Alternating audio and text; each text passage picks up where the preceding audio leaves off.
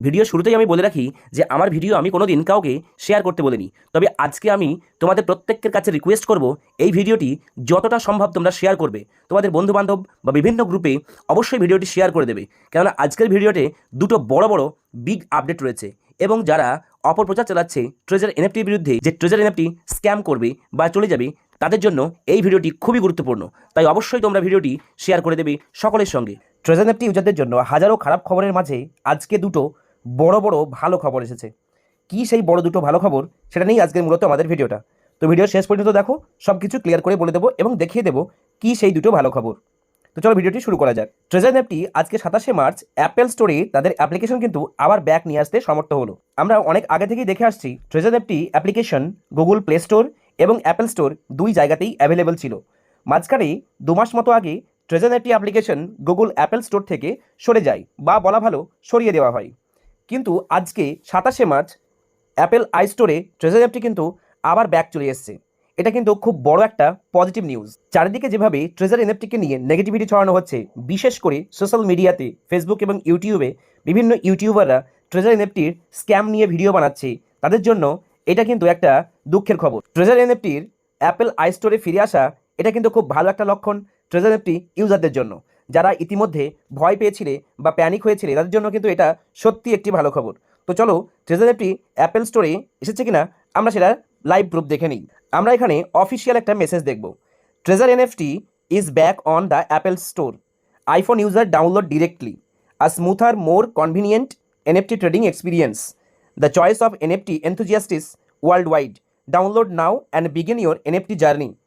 App Store download QR code. এখানে নিচে ডাউনলোডের জন্য কিন্তু লিঙ্কও দিয়েছে।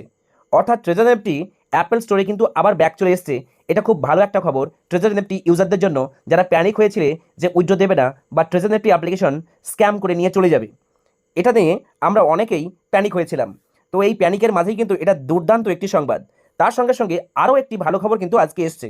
ট্রেজার এনএফটি তাদের উইথড্রল এবং ডিপোজিটে আরও একটি ব্লকচেন কিন্তু অ্যাড করেছে। সেই ব্লকচেনটি হলো সোলোনা ব্লকচেন। আমি তোমাদের দেখিয়ে দেবো এই সোলোনা ব্লকচেন আজকে অ্যাড হয়েছে কিনা। তো এটা সত্যি সত্যি একটি ভালো সংবাদ।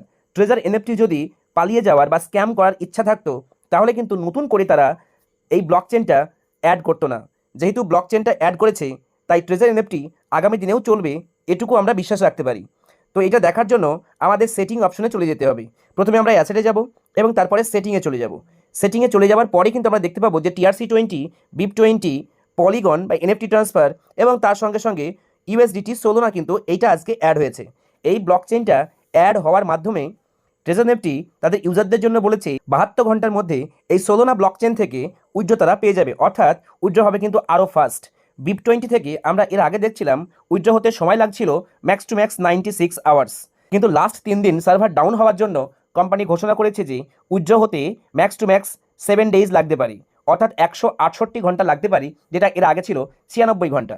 ট্রেজার অ্যাপটি এখন ক্লেম করছে যে সোলোনা ব্লকচেন থেকে যদি কেউ উইথড্র করে, তার উইথড্র কিন্তু 72 ঘন্টার মধ্যে চলে আসবে।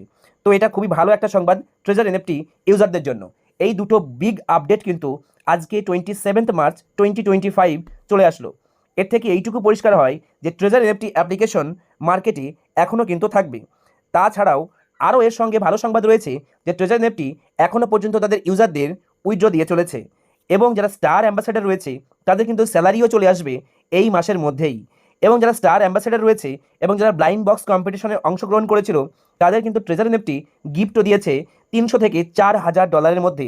এবং আমরা জানি এই রিওয়ার্ডগুলো এবং গিফটগুলো কিন্তু ডাইরেক্ট বাইন্যান্সে চলে আসে। সুতরাং প্যানিক হওয়ার কিছু নেই। ট্রেজার এনএফটি আগামী দিনেও চলবে তাদের ব্লকচেন সিস্টেমের মাধ্যমে, Web3 সিস্টেমের মাধ্যমে।